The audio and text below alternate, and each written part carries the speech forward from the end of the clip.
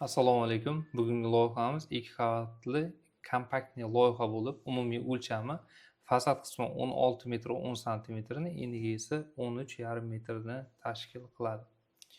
Umumiy ikkita qavatdan tashkil topgan. Birinchi qavatimizda bitta mehmonxona, bitta oshxona, ikkita yotoqxona hamda sanuzel qismlari bo'lsa, ikkinchi qavatimizda esa 4 ta yotoqxona hamda ikkita sanuzel qismi mavjud. Undan tashqari loyihamizni balkon qismi ham alohida demak chiqarib balkon sifatida tashlab ketilgan.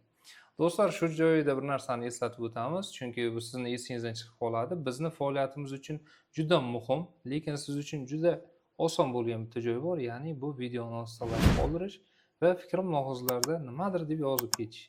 Bu bizni faoliyatimizga ta'sir ko'rsatadi va bizni qay holatdaligimizni o'z-o'zidan baholab beradi.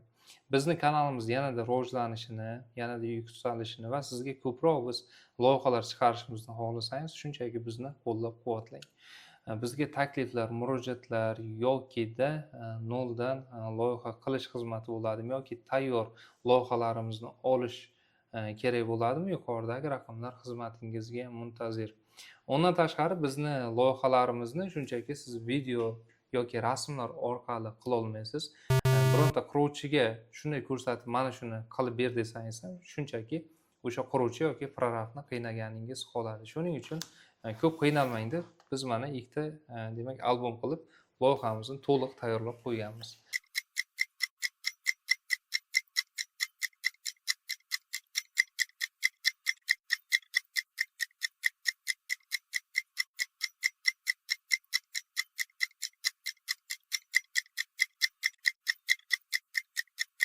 Ichida elektrika, santexnika, ishchi loyiha, ketadigan rasvot material, hamma narsasi mavjud.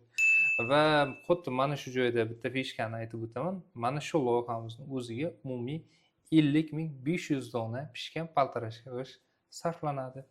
Qolgan loyihamizni demak mahsulotlarini bilish uchun esa albatta bu loyihani olish kerak.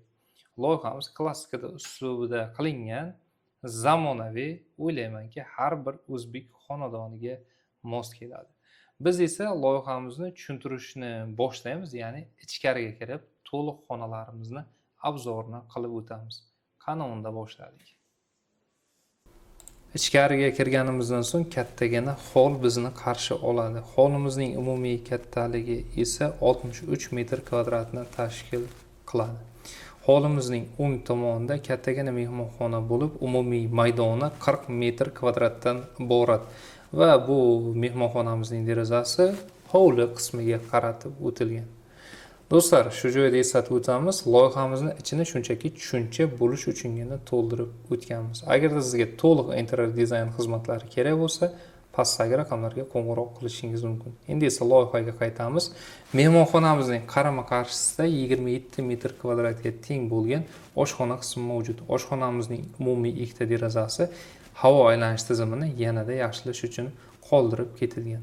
Qaytib holimizga chiqamiz va oshxonamizning orqa tomonida kattagina ota-onalar uchun mo'ljallangan yotoqxona qismimiz mavjud.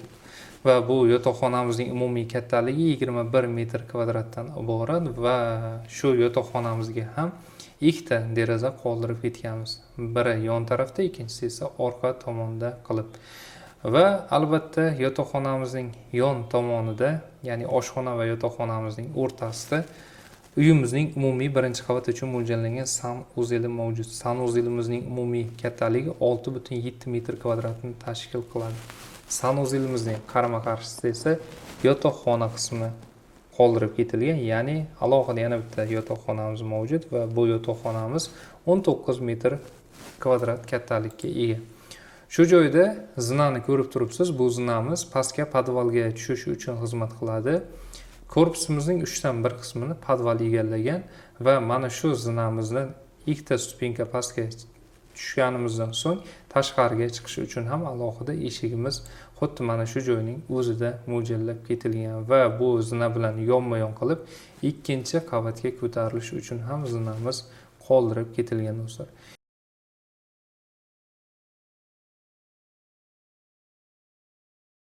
Ikkinchi qavatga ko'tarilganimizdan so'ng yana bitta bizni kattagina holimiz kutib oldi. Hovlimizning o'ng tomonidagi eng birinchi xonamiz ota-onalar uchun mo'ljallangan yotoqxona va bu yotoqxonaning ichida o'zining alohida sanuzeli mavjud. Yotoqxonamizning umumiy kattaligi 24 metr kvadrat, sanuzelimizniki esa 4,5 metr kvadratdan iborat. Bu yotoqxonamizning qarama-qarshisi esa kattagina bolalar uchun mo'ljallangan yotoqxonamiz mavjud.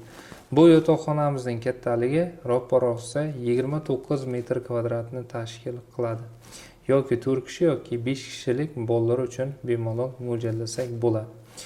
Va mana shu yotoqxonamiz bilan yonma-yon qilib, xuddi mana shu kattalikka ega yana bitta bolalar yotoqxonasi mavjud. Bu yotoqxonamizning qarama-qarshisidagi eshigimiz esa sanuzelimizga tegishli. Sanuzelimiz umumiy ikkita xonadan tashkil topgan. Pripochka qismi 4,5 metr kvadrat, sanuzel qismi esa 5,5 metr kvadratni tashkil qiladi. Va bu sanuzelimizning yon tarafida eng so'nggi yotoqxonamiz tashkil topgan. Bu yotoqxonani yoki yotoqxona yoki ofis yoki bolalar uchun shunchaki kutubxona yoki o'yinxona qilib mo'ljallasak ham bo'ladi. Va umumiy kattaligi 20,5 metr kvadratdan iborat do'stlar. Tashqariga chiqqanimizdan so'ng yana bitta keng hovlimiz ko'rib turganlaringizdek mavjud. Bu yerga ham bemalol divanli zona qilib o'tirsa bo'ladi. Xuddi mana shunday do'stlar, bugungi loyihamiz bitta ro'zg'or uchun bemalol yillar davomida xizmat qiladi va biz mana shu loyihamizni sizga taklif qilib qolamiz.